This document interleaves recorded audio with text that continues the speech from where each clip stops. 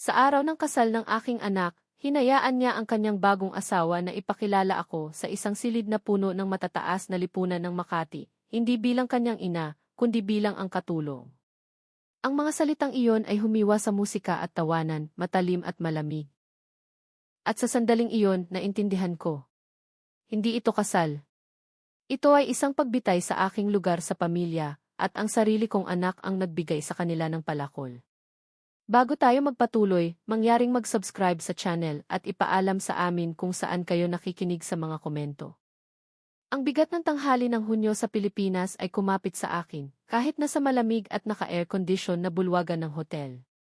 Sa labas, ang araw ay tumama sa makasaysayang mga kalsadang bato ng Intramuros na nagpapabigat sa hangin na parabang mainom.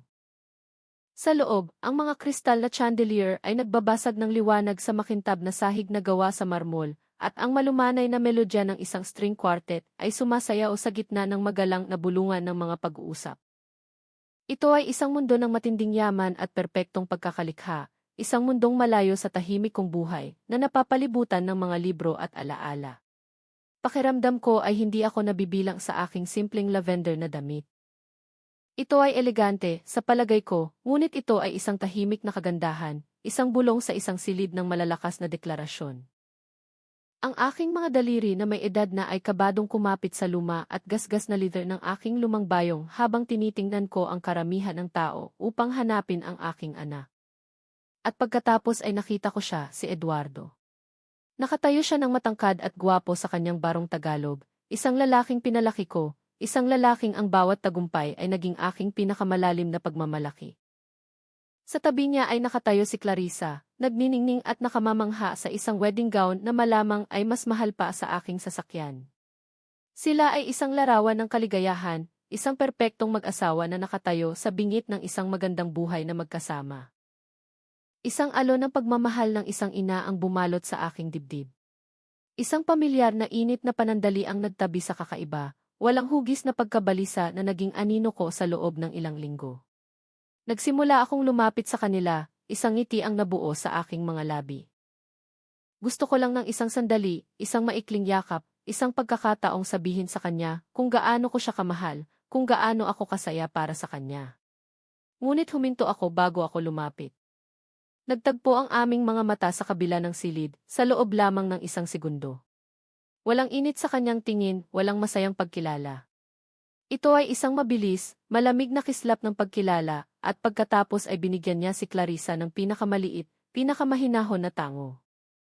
Ito ay isang galaw na napakaliit na halos wala, ngunit para sa akin ito ay isang senyales, isang tahimik na utos. Nakita ko ito. Agad, kinawayan ni Clarissa ang isang kalapit na waiter. Ang kanyang boses, bagaman hindi malakas, ay nakatuon upang marinig, isang malinaw na tono na parang kampana na humiwa sa ambient noise. Nag-gesture siya ng malabo sa aking direksyon, isang pitik ng isang perpektong manikuradong kamay. Ang matandang babae na iyan, anunsyo niya, ang kanyang boses ay umaapaw sa matamis at mapanlait na lason, ay ang katulong ng pamilya. Huwag po kayong makipag-usap sa kanya. Ang waltz ay tila natigilan at namatay. Ang bulong ng pag-uusap sa paligid ko ay humupa sa isang makapal, umuugong na katahimikan sa aking mga tainga. Nakatayo ako ng tulala, ang aking mga buko ay puti habang mahigpit kong hawak ang aking bayong. Bawat ulo sa aming kapaligiran ay lumilingon. Nakita ko ang lahat sa kanilang mga mata, purong kuryusidad, isang kislap ng awa, at sa ilan ay isang kislap ng malupit na paglilibang. Isang malamig, nakakasukang alon ng kahihiyan ang bumalot sa akin, napakatindi nito na nanginginig ako sa mainit na silid. Ang mga salita ni Clarissa ay isang brutal na suntok, ngunit ang tango ni Eduardo ang tunay na patalim. Ang kanyang mga salita ay ang pana, ngunit ang kanyang tahimik na pahintulot ang kamay na naghatak ng buso. Ito ay isang kalkuladong gawa ng pagtataksil. Nanonood ako, paralisado, habang ang isang babae sa kalapit na mesa ay lumapit sa kanyang kasama. Ay, nako, bulong niya ng hindi sapat ang hina. Akala ko ay nanay siya ng nobyo. Ang sukdulang kalupitan, gayunpaman, ay ang sumunod. Hindi ako ipinagtanggol ni Eduardo. Hindi niya ako kinorektahan. Hindi na niya ako muling tiningnan. Basta't inilagay niya ang isang mapanariing kamay sa likod ni Clarissa, at inakay siya patungo sa dance floor, ganap na tumalikod sa akin. Iniwan niya akong nakatayo doon ng nag-iisa, nakalantad sa bigat ng daan-daang mapanuring tingin. Nagawa niya ang kanyang pinili. Pinili niya ang kanyang panig. Sa sandaling iyon, nakatayo sa gitna ng karilagan ng resepsyon ng kasal ng aking anak, ang aking puso ay hindi lamang nabasag. Ito ay nawasak. Ang sakit ay matalim at lubos, isang pisikal na paghihirap sa aking dibdib. At sa pamamagitan ng sakit na iyon, isang nakakatakot na kalinawan ang lumitaw. Ang detalyadong, mamahaling pagdiriwang na ito ay hindi tungkol sa pag-ibig o pamilya. Ito ang unang galaw sa isang digmaan na hindi ko man lang alam na isinasagawa laban sa akin. At ang taong nangunguna sa pagsalakay ng kaaway ay ang aking sariling dugo't laman. 2 linggo bago ang kasal, ang aking bahay ay napuno ng isang marupok, may pag-asang liwanag. Ang sikat ng araw sa hapon ay sumasala sa makakapal na dahon ng matatandang puno ng mangga sa bakuran, na nagbigay ng isang mainit at gininto ang liwanag sa sala. Ang mga alikabok ay sumasayaw sa sikat ng araw, at ang hangin ay amoy lemon polish at lumang libro. Ang bahay na ito ay hindi lamang bato at kahoy. Ito ay isang silid-aklatan ng mga alaala ng aking buhay, at naghahanda ako upang magdagdag ng isang masayang bagong kabanata. Sa gitna ng silid, parang isang reyna na nagho-host ng korte, nakatayo ang isang manikin na nakasuot ng wedding gown ni Clarissa. Ito ay isang kahanga-hangang likha ng seda at puntas, matatayog at imposibleng puti laban sa madilim at lumang kahoy ng aking muebles. Maingat akong nagpupuna sa paligid nito, ang aking paggalaw ay mabagal at sadyang. Tiningnan ko ang damit na iyon at nakita ko ang isang bagong simula, isang pangako ng tawanan ng mga apo na umaalingaw-ngao sa mga lumang bulwagan na ito. Labis akong nalulong sa pantasya na ito na hindi ko narinig ang pagpasok ni Eduardo. Nay! Lumingon ako, medyo nagulat nang makita siyang nakatayo sa pinto, na may malumanay na ngiti sa kanyang mukha. Lumapit siya at niyakap ako mula sa likuran, isinandal ang kanyang baba sa aking balikat. Ang kanyang yakap ay tila totoo, mainit, at sa isang sandali, lahat ng nakakainis na pagkabalisa na aking nararamdaman kamakailan ay nawala. Hindi ka dapat nagtatrabaho ng husto, bulong niya sa aking buhok. Gusto ni Clarissa na maging perpekto ang lahat. Kontrolado niya ang lahat, kaya hindi mo kailangang mag-alala sa anuman. Magpahinga ka na lang. Ang kanyang mga salita ay parang bomba sa aking balisang puso. Ang aking anak, ang aking mapagbigay, mapagmahal na anak. Nakaramdam ako ng pagdami ng emosyon na napakalakas na nagdulot ng luha sa aking mga mata. Lumingon ako sa kanyang mga bisig at hinimas ang kanyang pisngi. Masaya lang ako, mahal. Sobrang saya ko para sa inyong dalawa. Doon ko naisip ang ideya. Isang kusang loob taos pusong kilos. Teka lang, sabi ko, ang boses ko ay makapal sa emosyon. Nagmamadali ako sa aking silid-tulugan at binuksan ang isang lumang aparador na mailinya na sedar. Sa loob, nakasiksik sa isang velvet na kahon, ay ang kwintas na perlas na isinuot ng aking ina sa araw ng kanyang kasal at ng kanyang ina bago siya. Hindi ito labis na magarbo, ngunit ito ay isang bahagi ng aming pamilya. Isang tali ng mga alaala at pag-ibig na ipinasa sa mga henerasyon. Pagbalik ko, kalalabas lang ni Clarissa, na mukhang effortlessly chic sa isang linen na damit. Kaulayaw niya si Eduardo, ang kanyang kamay ay nakapatong sa braso nito. Mukha silang perpekto magkasama. Clarissa, aking mahal, sinimulan ko, ang aking mga kamay ay bahagyang nanginginig habang binubuksan ko ang kahon. Gusto kong isuot mo ito sa araw ng iyong kasal bilang pagtanggap sa pamilya. Iniabot ko ang kwintas. Ang mga perlas ay kumikinang na may malambot na malagatas na liwanag sa liwanag ng hapon. Sa isang bahagi ng isang segundo, nakakita ako ng isang kislap ng kung ano sa mga mata ni Clarissa. Hindi sorpresa, hindi pasasalamat, ngunit isang bagay na malamig at mapanuri, tulad ng isang pawnbroker na sinusuri ang isang piraso para sa resale value nito. Ngunit ang tingin ay nawala ng mabilis habang ito ay lumitaw, napalitan ng isang nakasisilaw na ngiti. Ay, Aling Margarita, bulong niya, ang kanyang boses ay umaapaw sa peking tamis. Ang ganda. Talagang maganda. Wala akong masabi. Kinuha niya ang kahon mula sa aking mga kamay, ang kanyang mga daliri ay humaplos sa akin. Malamig ang kanyang hawak, Pinahintulutan niya akong ikabit ang clasp sa kanyang leg. Ang mga perlas, na palaging mukhang mainit sa balat ng aking ina, ay tila matigas at hindi nabibilang sa kanya. Salamat, sabi niya, tinitingnan ang kanyang refleksyon sa salamin sa pasilyo, inikot ang kanyang ulo mula sa magkabilang panig. Perpekto ito. Ngumiti si Eduardo sa akin sa ibabaw ng balikat nito. Kita mo, nanay, sinabi ko sa iyo na magugustuhan niya ito. Kayong dalawa ay magiging matalik na magkaibigan. Habang pinapanood ko sila noon, ang aking anak at ang kanyang magandang nobya, napuno ako ng malalim na kapayapaan. Ako ay isang ina na matagumpay na nagpalaki ng kanyang anak at ngayon ay ipinapasa ang sulo, ipinagkakatiwala siya sa isang bagong babae. Ako ay bulag, masaya at ganap na bulag sa katotohanan na hindi ako nagpapasa ng sulo. Ipinapasa ko ang aking pinakamamahal na kayamanan sa kaaway. Isang linggo bago ang kasal, naghanap ako ng pahinga mula sa lumalaking kaguluhan sa isang maliit na garden cave na nakatago sa isang tahimik na eskinita na maihalamang sampagita. Ito ang paborito kong lugar, isang payapang oasis kung saan ang tanging tunog ay ang kalansing ng mga kutsara sa porselana at ang malumanay na pagkaluskos ng mga dahon ng palma sa simoy ng hangin. Hawak ang isang libro sa isang kamay at isang baso ng matamis na iced tea sa kabilang banda. Nakaramdam ako ng kaunting kapayapaan na bumabalik sa aking normal na buhay.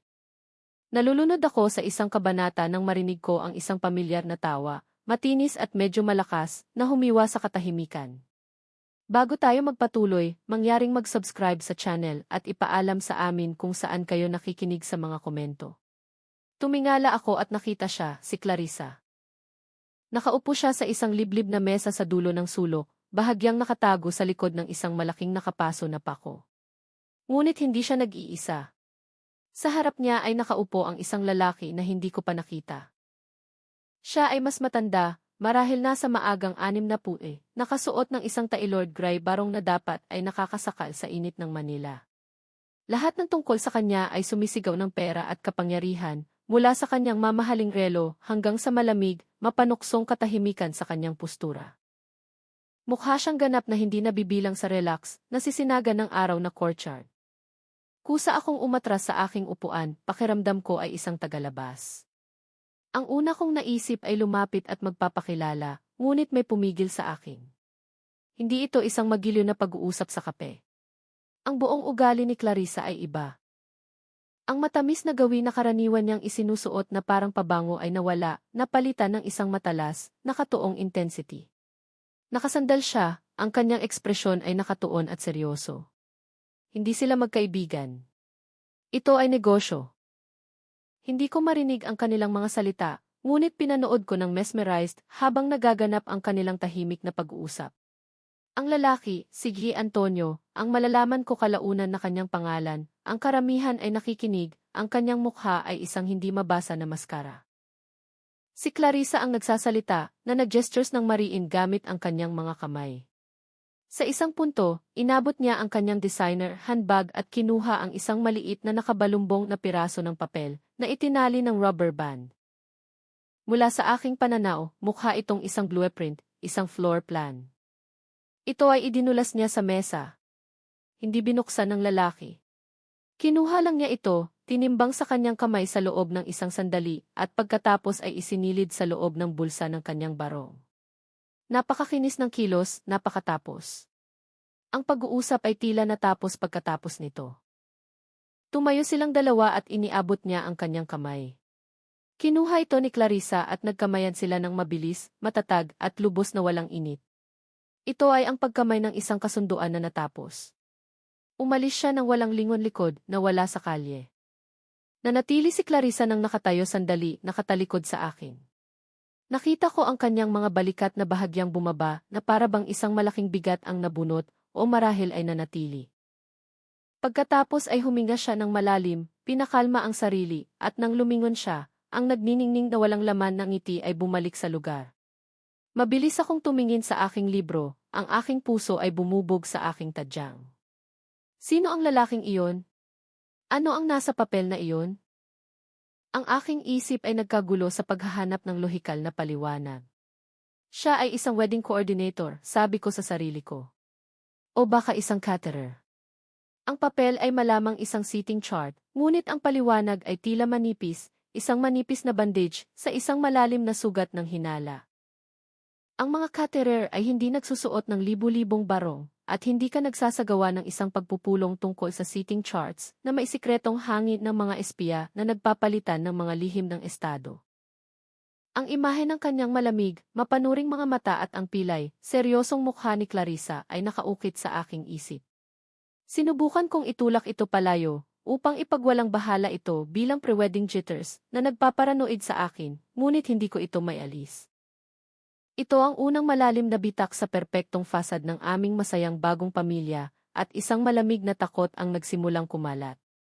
Ang hangin sa loob ng lumang simbahan na gawa sa bato ay makapal sa amoy ng beeswax at kasaysayan. Ang sikat ng araw ay binahira ng kulay hiyas ng matatangkad na bintanang Gothic na bumagsak sa mga lumang upuang kahoy. Dapat ay nakaka-relax ito, banal. Ngunit sa halip nakakasakal ito. Naroroon kami para sa wedding rehearsal, isang huling walkthrough bago ang malaking araw, ngunit ang kapaligiran ay malayo sa pagdiriwang. Ito ay tensyonado, nakatuon na parang isang spring. Isang masigla, imposibleng organisadong babae na may clipboard, ang wedding planner, ang nagdidirekta sa lahat sa kanilang mga lugar. Bridal party sa kaliwa, groomsmen sa kanan, bulong niya, ang kanyang boses ay umalinggaw sa malaking espasyo.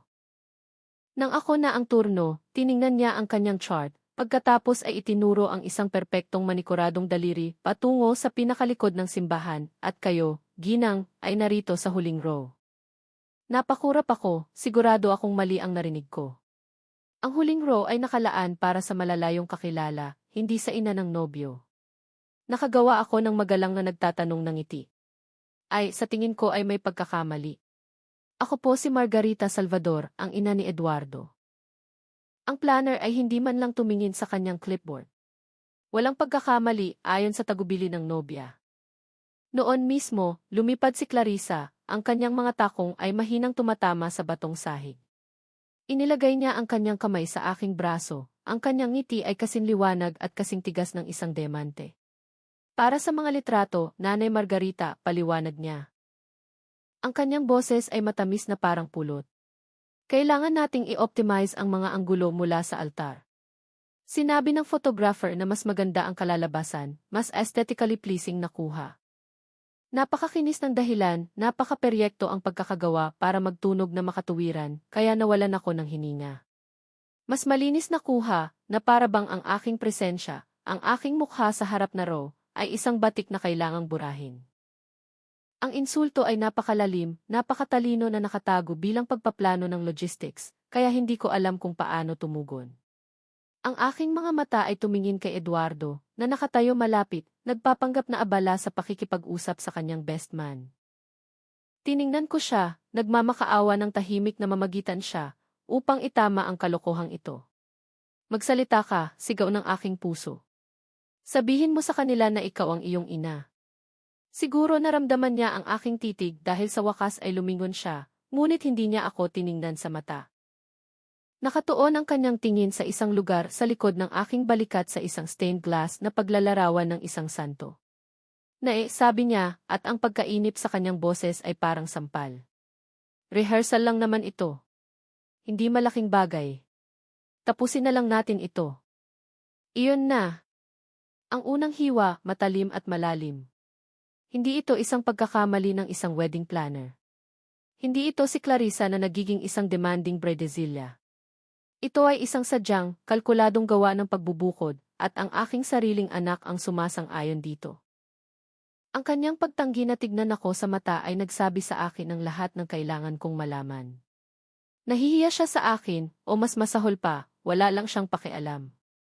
Naramdaman kong umalis ang dugo sa aking mukha. Pinilit ko ang isang ngiti na tila marupok, na parang maaaring mabasag at mahulog mula sa aking mga labi. Siyempre, mahal, bulong ko, ang aking boses ay halos hindi marinig. Kung ano ang gusto ni Clarissa. Lumingon ako at nilakad ang mahaba, malungkot na pasilyo patungo sa likod ng simbahan. Ang bawat hakbang ay mas mabigat kaysa sa nakaraan. Bumagsak ako sa matigas na bangko na gawa sa kahoy, ang aking bayong ay mahigpit na hawak sa aking kandungan. Ang aking kamay, nakatago mula sa paningin sa loob ng bulsa ng aking coat, ay nanginginig ng hindi makontrol. Mula sa likuran ng simbahan, pinanood ko silang lahat. Ang aking anak, ang kanyang magiging asawa, ang kanilang mga kaibigan, nagtatawanan at nag-aayos ng kanilang sarili sa harapan. Mukha silang isang maganda, masayang pamilya. At ako, ang kanyang ina, ay walang iba kundi isang estranghero, isang abalang manonood sa pagdiriwang ng aking sariling pagbura. Bumalik sa focus ang mundo ng may brutal na linaw. Ang pag-ingay sa aking mga tainga ay humina, napalitan ng mas masahol na tunog, ang mahina, makamandag na bulungan. Ang mga salita ni Clarissa, ang matandang babae na iyan ay ang katulong, ay nanatili sa hangin, kumikinang na parang init. Imposibleng bawiin ang mga ito, isang kampanang hindi na maaaring ibalik. Nakatayo ako ng nakabaon sa lugar, nararamdaman ang bigat ng dose-dose ng mga mata sa akin. Hindi na sila tingin ng simpleng kuryosidad. Ngayon sila ay pininturahan ng awa, paghamak, at isang uri ng malaswang pagkaakit. Ako ang libangan ng gabi. Nakatitig ako sa aking anak, ang aking huling pag-asa. Ipinagdasal ko ang isang kislap ng paghamak, isang spark ng katapatan na ibinuhos ko sa kanya sa loob ng 42 taon. Ipinagdasal ko na lilingon siya, tatawanan ito bilang isang masamang biro at yayakapin ako. Wala siyang ginawa. Nakatayo siya sa tabi ng kanyang nobya, ang kanyang mukha ay isang makinis, gwapong maskara. Pagkatapos ay isang babae sa kalapit na mesa, na kumikinang sa mga diamante at paghamak, ay lumapit sa kanyang kaibigan at nagsalita sa isang bulong na umabot sa buong silid. Ay, Diyos ko, sabi niya, ang kanyang boses ay maihalong peking sorpresa. Akala ko ay nanay siya ng nobyo. Ang kanyang kaibigan ay nagtawanan, isang tunog na parang basag na salamin. Ang komentong iyon ang huling pagtulak ng kutsilyo na nagdagdag ng pampublikong pangutya sa paunang pinsala. Ang kahihiyan ay kumpleto na ngayon, isang makapal, nakakasakal na kumot. Ang bawat ugat sa aking katawan ay sumisigaw sa akin na tumakbo, upang tumakas sa bulwagan at sa nakakawasak na bigat ng kanilang paghuhusga. Ngunit hindi ako makagalaw. Maaari ko lamang panoorin ang aking anak. At ang ginawa niya pagkatapos ay mas masahol pa kaysa sa anumang insulto na maaaring maisip ni Clarissa. Hindi siya kumurap. Hindi siya nakipagtalo. Hindi man lang niya ako tiningnan sa huling pagkakataon. Sa halip, umiti si Eduardo, isang matigas, makintab na ngiti na hindi umabot sa kanyang mga mata. Inilagay niya ang isang kamay sa likod ni Clarissa, isang kilos na parehong nagmamay-ari at nagpapawalang halaga. Pagkatapos ay tumalikod siya sa akin. Lumingon siya at, kasama ang kanyang nobya sa kanyang braso, naglakad patungo sa entablado sa harap ng silid, iniwan akong ganap at lubos na mag-isa sa kanyang anino. Iyon ang nakamamatay na suntok, ang Coupe de Girls. Ang mga salita ni Clarissa ay ang lason, ngunit ang pagtalikod ni Eduardo, iyon ang sandaling tumigil ang aking puso sa pagtibok at nawasak sa milyon-milyong piraso. Ito ay isang sadyang pampublikong pagtatakwil.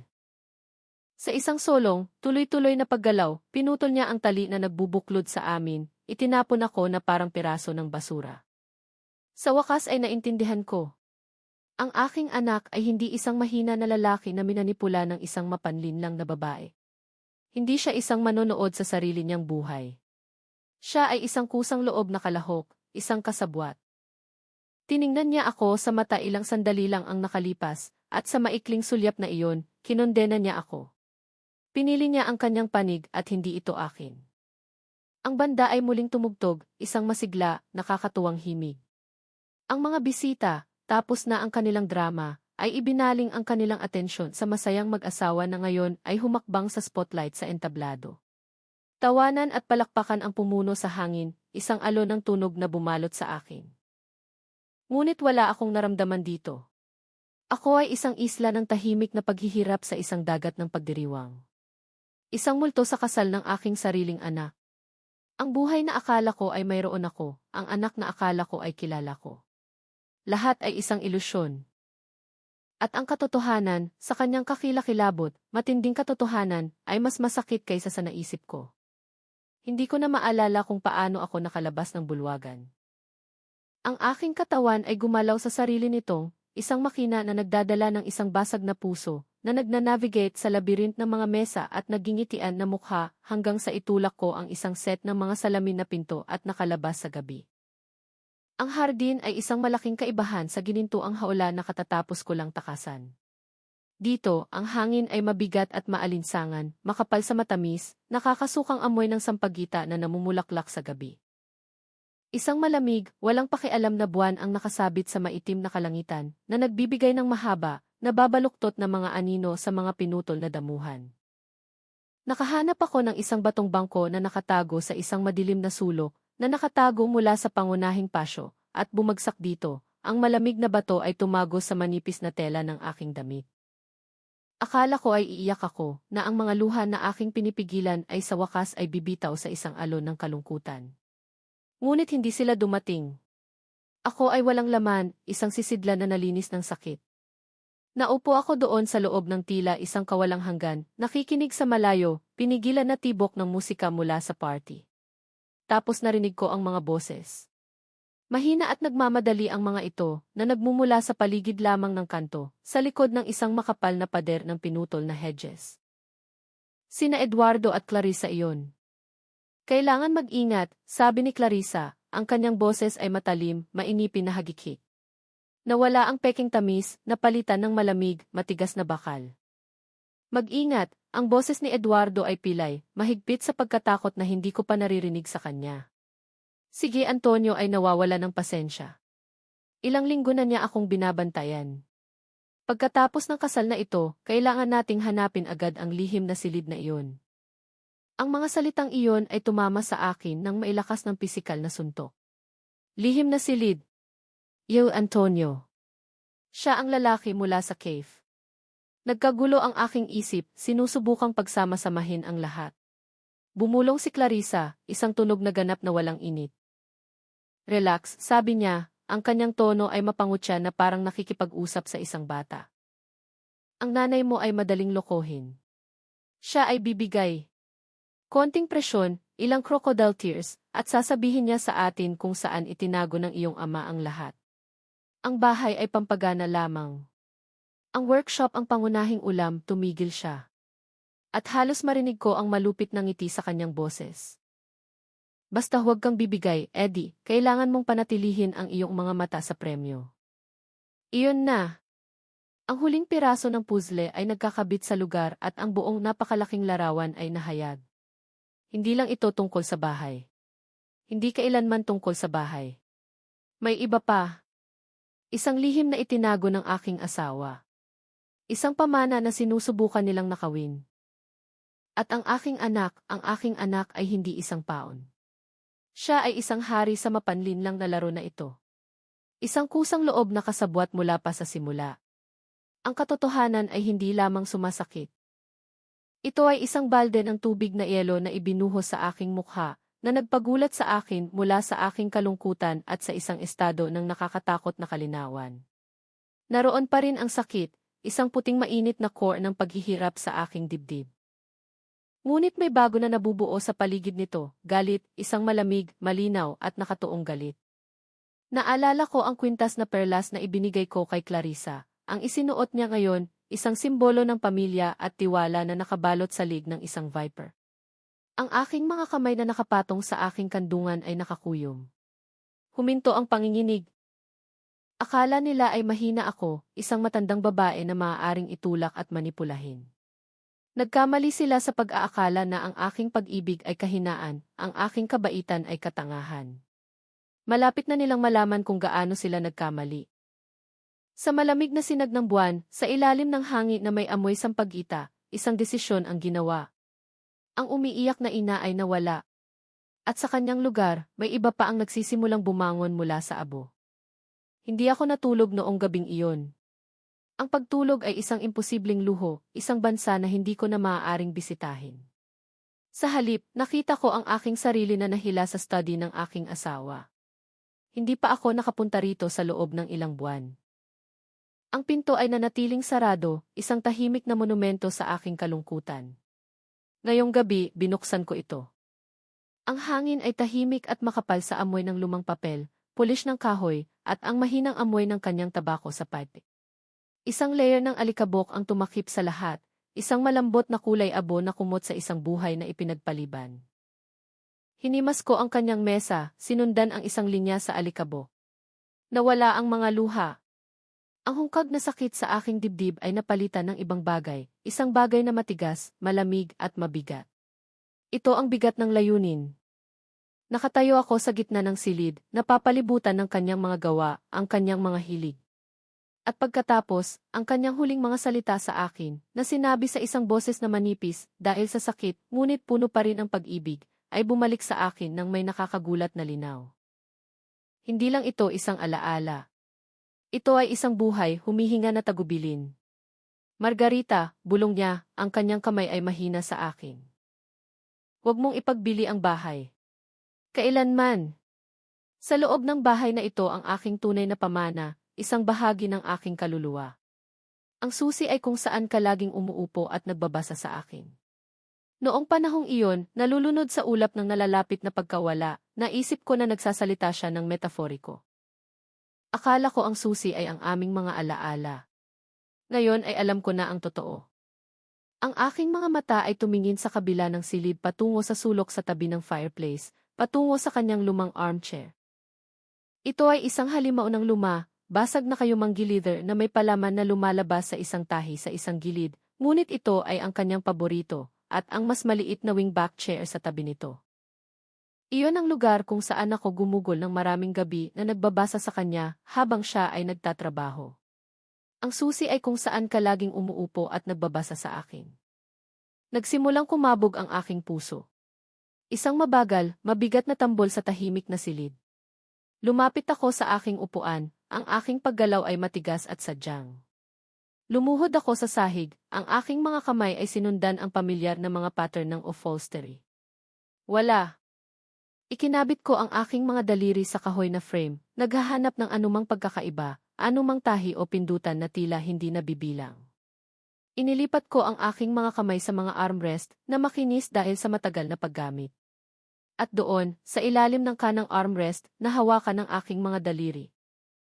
Isang maliit, halos hindi nakikita na indentation sa kahoy. Pinindot ko ito.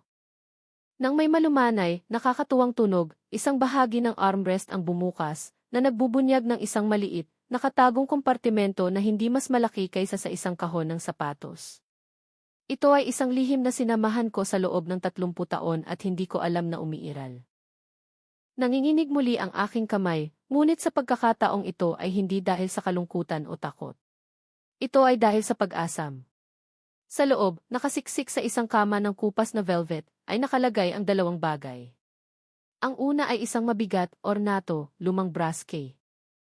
Ang pangalawa ay isang maliit na nakabalumbong na piraso ng parchment, dilaw na sa katagalan. Kinuha ko ito at binuklad.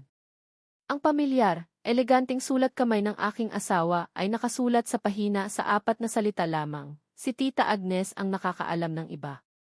Isang alon ng malalim na pag-unawa ang bumalot sa akin. Ito ang kanyang plano, ang kanyang huling matalinong galao sa isang laro na alam niyang magaganap matagal na pagkatapos niyang mawala. Nakita niya ang kasakiman, ang pagtataksil. Iniwan niya ako ng isang mapa. Ang sakit ng pagtataksil ni Eduardo ay isang sariwa, bukas na sugat, ngunit ngayon ay mailayunin ito. Ito ang apoy na kailangan ko upang lakarin ang landas na ito. Hindi na ako nakikipaglaban para sa isang bahay na puno ng mga alaala.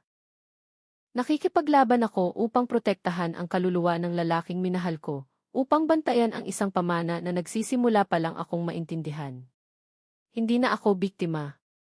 Ako ay isang tagapagtanggol.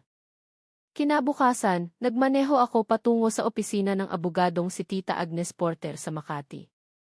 Ang kanyang mundo ay ganap na kabaligtaran ng sa akin.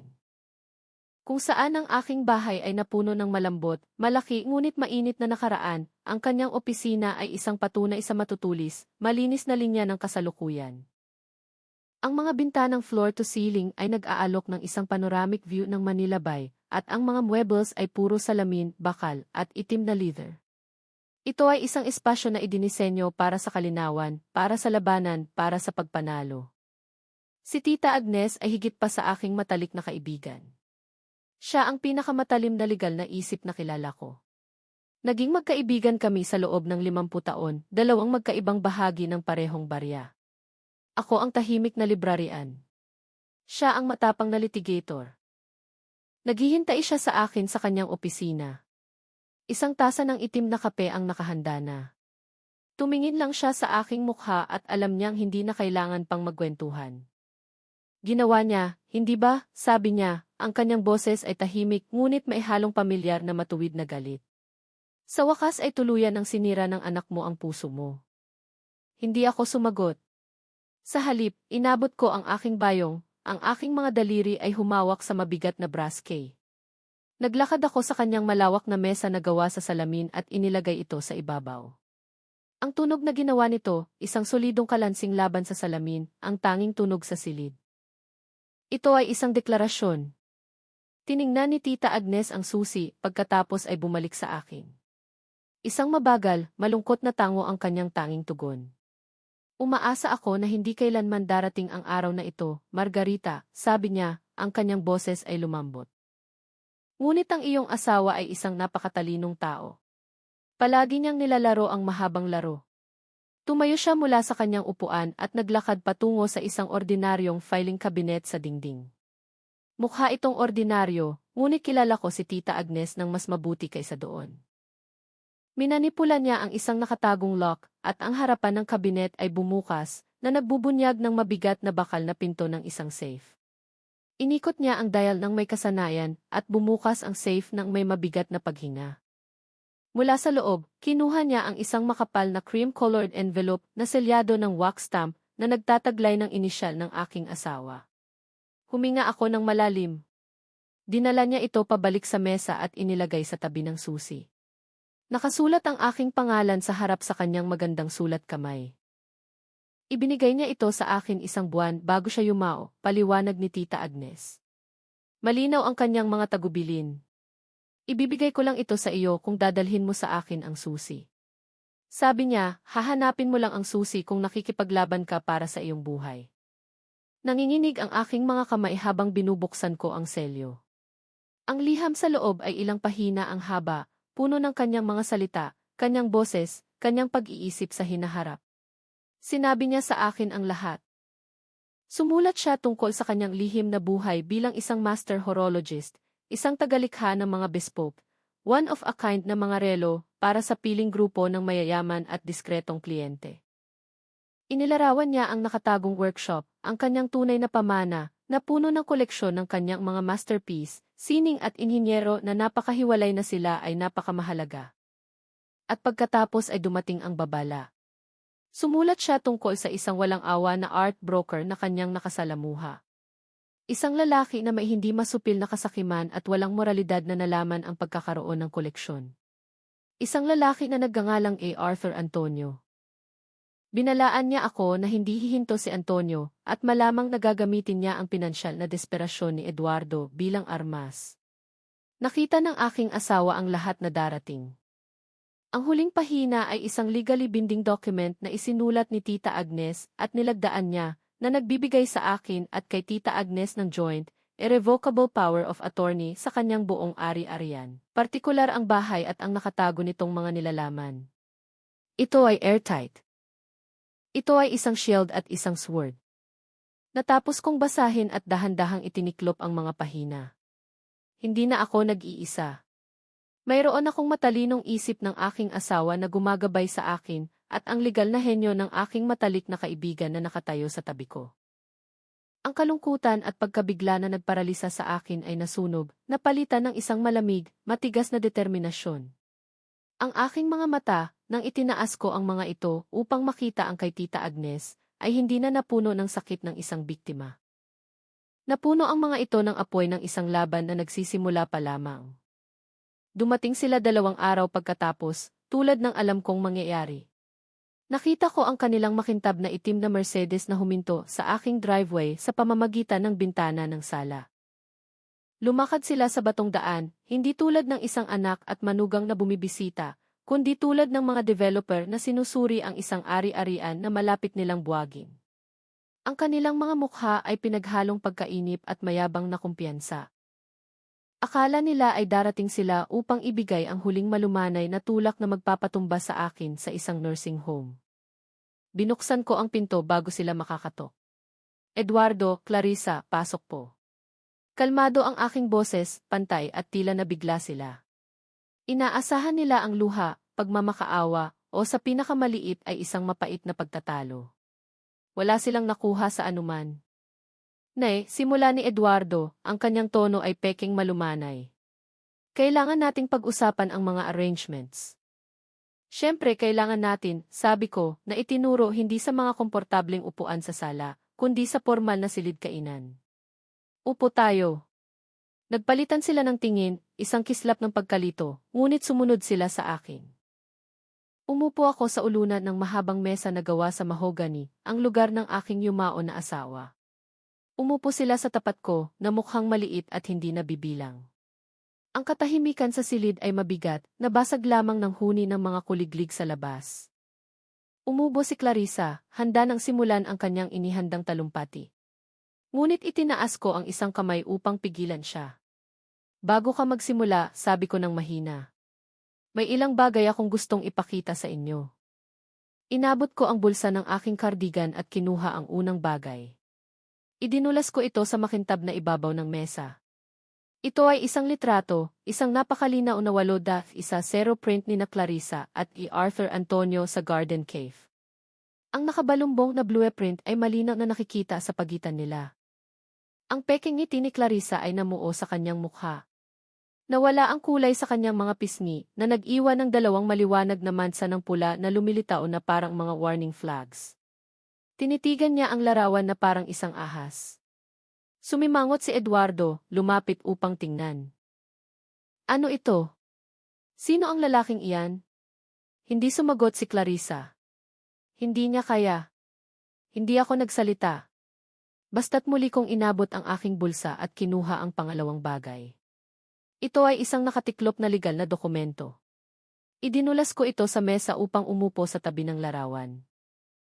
Ito ay isang karaniwang rental agreement, ang uri na pinapirmahan ko sa kanila 1 taon na ang nakalipas upang maging opisyal ang mga bagay. Binuklad ito ni Eduardo, ang kanyang kilay ay nakakunot sa pagkalito. Itinuro ko ang isang partikular na naka-highlight na clause. Section C, paragraph 4, sabi ko, ang aking boses ay tahimik pa rin. Ang mga umuupa, sina Eduardo at Clarissa Salvador, ay sumasang-ayon na hindi gagawa ng anumang structural alterations o mag-aalis ng anumang permanenteng kagamitan o furnishings nang walang malinaw na nakasulat na pahintulot ng may-ari. Si Margarita Salvador. Ang mukha ni Eduardo ay nagbago mula sa pagkalito tungo sa pagkabahala. Ang kanyang mga mata ay nagpalipat-lipat mula sa kontrata patungo kay Clarissa, pagkatapos sa akin.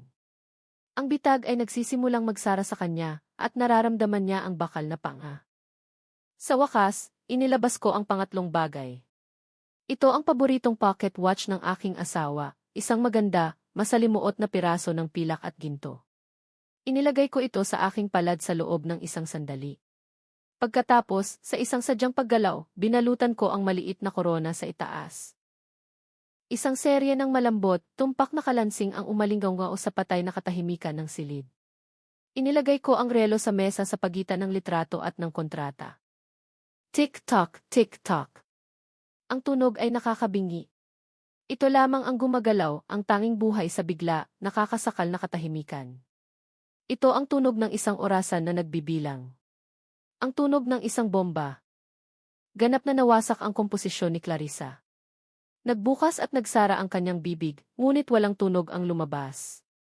Tiningnan ako ni Eduardo, at sa unang pagkakataon, nakita ko ang purong, walang halong takot sa mga mata ng aking anak. Nawala ang mayabang na kumpiyansa, napalitan ng nababalisa na pagkaunawa ng isang na-corner na hayop. Alam nila. Sa loob ng 1 minuto, nang hindi ako nagtataas ng boses, nang hindi ako gumagawa ng isang solong akusasyon, alam nila. Alam ko ang lahat, at ang laro ay tuluyan ng nagbago. Ang pagpupulong ay nakatakda para sa sumunod na araw sa opisina ni Tita Agnes. Hindi ito ang aking teritoryo. Ito ay kanya. Ang malamig, impersonal na mundo ng batas at kahihinatnan. Nang dumating sina Eduardo at Clarissa, mukha silang maputla at kulang sa tulog. Ang mayabang na kumpiyansa na isinuot nila na parang isang suit of armor ay nawala, napalitan ng isang marupok, nerbiyosong enerhiya. Naglalakad sila sa isang ambush at alam nila ito. Umupo kami sa paligid ng isang malaking mesa na gawa sa salamin. Tahimik ako, isang manonood. Ito ang entablado ni Tita Agnes. Salamat sa pagdating, simula ni Tita Agnes, ang kanyang boses ay malinaw at walang emosyon. Itinuro niya ang isang tumpok ng mga file sa harap niya. Sa tingin ko ay maaari na nating talakayin ang mga pleasantries. Narito tayo upang talakayin ang koordinadong pagsisikap ninyo at ni Arthur Antonio upang dayain si Margarita Salvador ng kanyang ari-arian at mga aset. Nagsimulang magsalita si Clarissa, isang pagtutol ang nabuo sa kanyang mga labi, ngunit pinutol siya ni Tita Agnes nang may matalas na tingin. Pakiusap, hayaan akong tapusin. Inilatag ni Tita Agnes ang ebidensya ng may katumpakan ng isang surgeon. Una, kinuha niya ang mga kopya ng mga kasunduan sa utang na nagkakahalaga ng mahigit ₱250,000 na nilagdaan ni Eduardo sa isang shell corporation na tiyak na sinubaybayan ni Tita Agnes pabalik kay Antonio. Ang motibo ay naitatag sa itim at puti. Bumaba si Eduardo sa kanyang upuan, ang kanyang mukha ay maputla. Susunod, idinulas niya ang isang maliit na tablet sa mesa at pinindot ang play. Ang aming mga boses ay pumuno sa tahimik na silid. Ang pagkatakot ni Eduardo at ang malamig at malupit na boses ni Clarissa na nakunan mula sa hardin sa gabi ng kasal. Ang nanay mo ay madaling lokohin, bulong ng na-record na boses ni Clarissa. Bibigay siya. Ito ang smoking gun. Ang hindi matatawaran na patunay ng kanilang sabuatan. Napahagulhol si Eduardo at tinakpan ang kanyang mukha ng kanyang mga kamay. Siya ay durog. Ipinalabas niya ang lahat sa isang agos ng patetikong mga dahilan. Ang nakakawasak na utang, ang mga banta ni Antonio, ang pangako ng isang bagong buhay. Siya ay isang taong nalulunod at sinubukan niyang gamitin ako bilang isang salbabida. Ngunit habang si Eduardo ay naghihirap, pinanood ko si Clarissa. Ang kanyang mukha ay isang maskara ng malamig, matigas na pagkalkula. Hindi siya nagpapanik. Nagproseso siya. Nakita ko ang paggalaw ng mga gears sa kanyang isip habang sinusuri niya ang pinsala ng kanyang plano. Tiningnan niya ang kanyang umiiyak, talunan na asawa ng may paghamak. Wala na siyang silbi sa kanya ngayon. Tapos na ang laro. Oras na para maghanap ng bago. Pagkatapos, sa isang nakakagulat na kapangahasan, tumayo si Clarissa, humahagikik ang kanyang upuan sa sahig. Kailangan kong gumamit ng banyo, utal niya, nagpapanggap na nagrereklamo. Agad na tumango si Tita Agnes. Pagkalabas ni Clarissa sa silid, nag-vibrate ang aking telepono na inilagay ko sa mesa. Tiningnan ko ang screen. Isang hindi kilalang numero. Sa isang hinala, sinagot ko ito, inilagay sa speaker. Hello, Margarita. Ako ito. Si Clarissa iyon, ang kanyang boses ay isang nagmamadali, natatakot na bulong. Malinaw na tumatawag siya mula sa pasilyo. Makinig ka sa akin. Kailangan mong makinig. Hindi ako hahayaan ni Antonio na umalis dito. Alam niya na marami akong alam tungkol sa iba pa niyang kasunduan. Papatayin niya ako ng tuluyan. Wala akong masabi. Ang ganap na kapal ng kanyang mukha ay nakamamangha. Hindi ako tulad ni Eduardo, nagmamadali niyang sabi, ang kanyang boses ay nanginginig. Hindi ko masabi kung mula sa takot o adrenaline. Hindi ako mahina. Hawak ko ang lahat. Mayroon akong mga kopya ng lahat ng mga ledger ni Antonio, mga offshore account numbers, patunay ng kanyang money laundering, lahat ng kailangan mo para sirain siya ng tuluyan. Tulungan mo ako, Margarita. Bigyan mo ako ng deal. Hayaan mo akong umalis. At ibibigay ko sa iyo ang lalaking nagpasimula ng buong bangungot na ito. Ibibigay ko sa iyo si Arthur Antonio sa isang plato. Tumingin ako kay Tita Agnes, na nakalaki ang mga mata sa pagkabigla at paghanga. Ang aking anak ay humahagulhol, isang basag na tao. At ang babaeng nag-orkestra ng kanyang pagbagsak, ang babaeng pampublikong nagpahiya sa akin, ay nag-aalok ngayon sa akin ng isang kasunduan sa dyablo. Nag-aalok siya sa akin ng pagkakataon na ipagpalit ang isang kontrabida sa isa pa, upang pagkatiwalaan ang ahas na kumagat sa akin, upang patayin ang dragon. Tinanggap namin ang kasunduan. Ito ay isang pakikipagkasundo sa dyablo. Ngunit tulad ng sinabi ni Tita Agnes, minsan kailangan mong gamitin ang isang halimaw upang mahuli ang mas malaki. Si Clarissa, tapat sa kanyang salita, ay ibinigay ang lahat. Ang mga ledger, ang mga offshore account numbers, ang hindi matatawaran na patunay ng isang kriminal na negosyo na mas malaki kaysa sa naisip namin. Armado ng kanyang ebidensya, kumilos ang mga otoridad. Sige Arthur Antonio at ang kanyang mga kasama ay inaresto sa isang serye ng tahimik, mahusay na mga raid. Ang kanyang imperyo ng kasakiman na binuo sa pananakot at panloloko ay bumagsak. At si Clarissa, siya ay naglaho. Bilang bahagi ng kanyang kasunduan para sa kaligtasan sa pananagutan, binigyan siya ng bagong pagkakakilanlan at isang tiket sa eroplano patungo sa isang lugar na malayo. Nawala siya ng walang paalam. Isang multo na nag-iwan lamang ng pinsala na kanyang sanhi. Isang linggo pagkatapos, nang humupa na ang alikabok, alam kong oras na. Natagpuan ko si Eduardo sa sala, nakatitig ng blanko sa larawan ng kasal nila ni Clarissa sa mantelpiece. Mukha siyang estranghero sa aking bahay, isang bakas na bersyon ng anak na kilala ko noon. Halika, anak, sabi ko, ang aking boses ay walang lugar para sa pagtatalo. Inakay ko siya sa bahay patungo sa study ng kanyang ama. Naglakad ako sa lumang wingback chair at pinindot ang nakatagong latch. Bumukas ang lihim na kompartimento.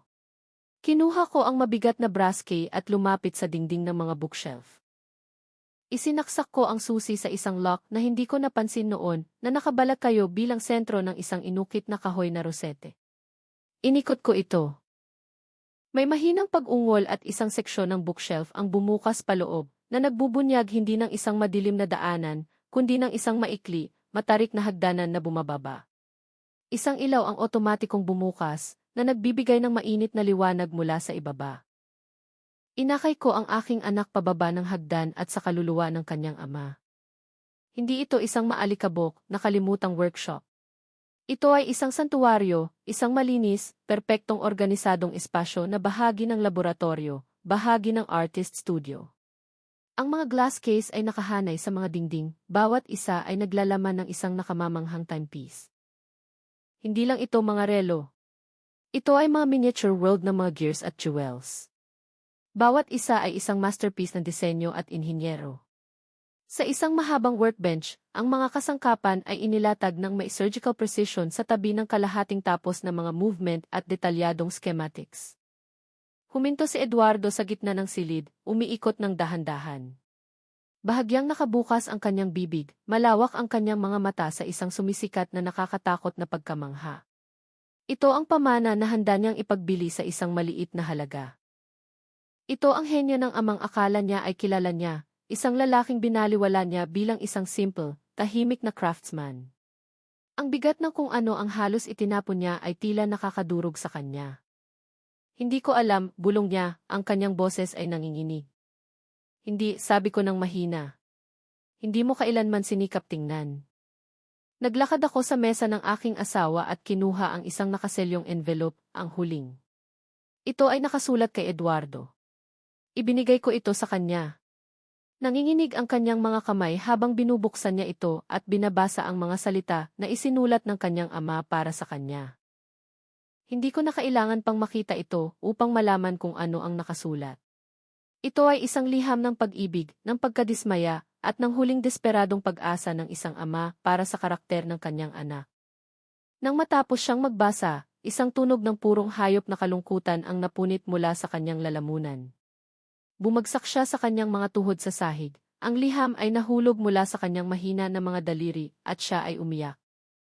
Umiyak siya nang may lakas ng isang lalaking nawasak ang buong mundo, na ang sarili niyang refleksyon ay naging isang halimaw. Hinayaan ko siyang umiyak ng matagal.